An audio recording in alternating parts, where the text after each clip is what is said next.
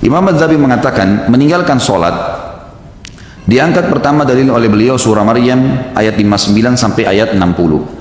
A'udzu billahi minasyaitonir rajim fa khalafa min ba'dihim khalfun adaa'us salata wattaba'us syahawat fasawfa yalqawna gayya illa man taba wa amana wa amila shalihan fa ulaika yadkhulunal jannata wa la yudlamuna syai'a. Maka datanglah sesudah mereka, jadi ada orang-orang kalau tidak sholat, maka apa yang terjadi? Akan datang generasi juga yang tidak sholat. Keduanya buruk nih. Pengganti yang jelek akan lahir dari orang-orang yang tidak sholat tadi, karena penggantinya juga generasi mereka nanti akan menyanyiakan sholat. Dan akhirnya setiap orang yang menyanyiakan sholat akan menuruti hawa nafsunya. Maka mereka kelak akan menemui kesesatan dan kesusahan hidup. Kecuali orang yang sempat taubat, lalu beriman kepada Allah, lalu beramal saleh, maka mereka lah orang-orang yang nanti kalau meninggal akan masuk ke dalam surga dan mereka tidak dizalimi sedikit pun. Allah subhanahu wa ta'ala juga berfirman di dalam ayat yang lain surah Al-Ma'un ayat 4 sampai ayat 5. A'udzu billahi minasyaitonir rajim fawailun lil musallin alladzina hum an salatihim sahun. Celakalah bagi orang-orang yang salat. Maksudnya adalah orang-orang yang lalai dari salatnya. Kata ulama tafsir adalah orang-orang yang sengaja menunda-nunda salat sampai keluar dari waktunya.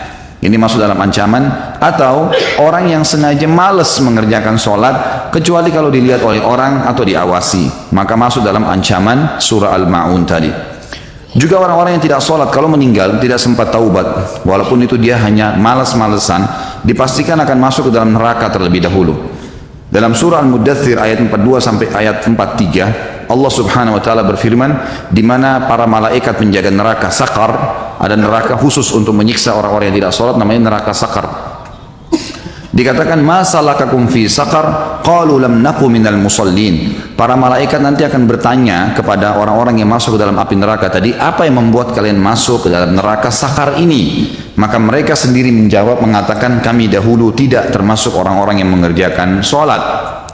Nabi kita Muhammad SAW menekankan sekali sholat dan menjadikan tolok ukur kesolehan seseorang dan perbedaan dasar antara keimanan dan kekufuran adalah sholat. Sabda beliau yang beliau sampaikan dalam hadis riwayat Tirmidzi dalam Kitabul Iman, An-Nasai juga menyebutkan dalam Kitabus Shalah dan beberapa perawi hadis yang lain. Kata Nabi SAW, al-ahdul ladzi bainana wa bainahum as-shalah faman tarakaha faqad kafar. Perjanjian dan perbedaan dasar antara kita dengan orang-orang yang kafir adalah sholat. Maka barang siapa yang meninggalkannya, dia telah kafir. Maksudnya di sini secara membangkang atau jahdan. Di antara sholat-sholat itu, ada juga hadis yang lain berbunyi, bainal abdi wa bainasy syirki tarkus sholah. Hadis ini diriwayatkan oleh Imam Muslim dalam Kitabul Iman. Antara seorang hamba dengan kemusyrikan, dengan dosa-dosa berat yang bisa membuat kekal di neraka adalah meninggalkan sholat. Artinya orang yang rutin menjaga sholat, dia akan jauh dari kemusyrikan. Di antara hadis yang lain juga disebutkan, riwayat Imam Ahmad dan Al-Mundhiri, juga Al-Baihaqi, dan mereka semua menilai hadis ini sahih. Kata Nabi SAW, man taraka as-salata muta'ammidan faqad bari'at minhu dhimmatullah. Barang siapa yang meninggalkan sholat secara sengaja, maka sungguh dia telah mencabut jaminan Allah dari dirinya. Atau dalam makna lain, sungguh jaminan Allah agar dia bisa mendapatkan rezeki pada hari itu, selamat pada saat dia meninggal masuk ke dalam surga, tercabut karena tidak sholat lagi. Kemudian di antara sholat 5 waktu itu, sholat yang paling afdal adalah sholat asar. Sebagaimana Allah subhanahu wa ta'ala menyebutkan dalam Al-Quran, a'udzu billahi minasyaitonir rajim, hafidhu ala salawati was salatil wusta wa qumu lillahi qanitin. Jagalah selalu salat-salat kalian, terutama yang diwajibkan, terutama ya, lagi ditekankan lagi salat yang pertengahan. Kata ulama pertengahan adalah asar, yang lebih kuat pendapat adalah asar, karena waktu pagi itu dihitung subuh dan duhur, dan waktu petang dihitung maghrib dan isya, maka asar berada di tengah-tengah. Juga ada hadis Nabi SAW, hadis ini diriwayatkan oleh Imam Bukhari dalam kitab Manaqibus Shalah. Kata Nabi SAW, man fatathu salatul asri habita amalu. Barang siapa yang luput melaksanakan sholat asar, maka dalam bentuk pengingkarannya, memang dia tidak mau sama sekali mengerjakannya, maka amal ibadahnya yang lain akan dihapus atau gugur, akan menggugurkan semua ibadah dia yang lain. Kemudian saya ingin titik beratkan di sini kepada teman-teman, masalah sholat ada juga hal-hal yang ingin saya tambahkan yang harus diperhatikan. Seperti misalnya usahakan selalu sholat di awal waktu, maksimalkan itu. Jadi usahakan dijadwalkan, ya. lebih penting, bahkan dijadikan sebagai momen lebih penting daripada makan pada saat kita lapar, yaitu dengarkan azan sudah ada di masjid, terutama bagi laki-laki. Bagi perempuan sudah standby tentu di sejadahnya. Kalau di masjid-masjid, kalau musala kantor, kalau rumah dia di rumah, ya dia di rumahnya, gitu kan. Maka harus maksimal, usahakan azan, tidak ada aktivitas yang lain. Para sahabat Nabi Ridwanullahi alaihim kalau sudah mendengarkan azan, mereka berhenti dari segala aktivitas, tidak ada lain yang dikerjakan.